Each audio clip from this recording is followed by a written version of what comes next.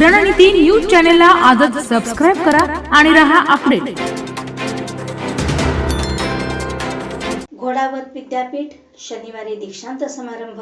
Padmashri GD. Yadav प्रमुख पाहुणे तर आचार्य 108 श्री विशुद्ध सागरजी यांना डी.लिट।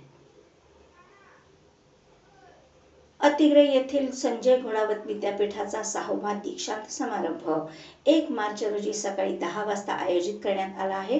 यासाठी Padmashri doctor G D. Yadav, national science chair, Bharat सरकार आणि माजी कुलगुरू institute of chemical technology Mumbai हे प्रमुख पाहुणे म्हणून उपस्थित राहणार आहेत।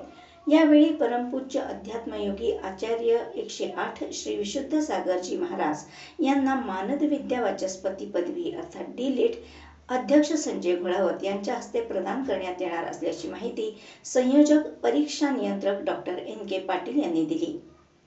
या समारंभात विविध शाखांअंतर्गत अभ्यासक्रम यशस्वीरित्या पूर्ण केलेल्या एकूण 908 विद्यार्थ्यांना पदवी प्रदान केली जाणार आहे।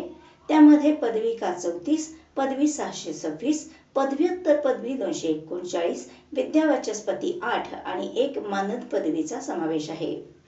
यावेळी कुलगुरू प्राध्यापक डॉक्टर उद्धव भोसले विद्यापीठाचा वार्षिक अहवाल सादर करतील। या पदवीदान समारंभासाठी विश्वस्त विनायक भोसले यांचे मार्गदर्शन लाभले आहे। कोल्हापूर, सांगली, सातारा आणि देशाच्या विविध भागातील मान्यवरांना यावेळी आमंत्रित करण्यात आले असून सर्व संबंधित विद्यार्थी आणि पालकांनी जास्तीत जास्त संख्येने उपस्थित राहावे असे आवाहन कुलसचिव डॉक्टर विवेक कायंदे यांनी केले आहे।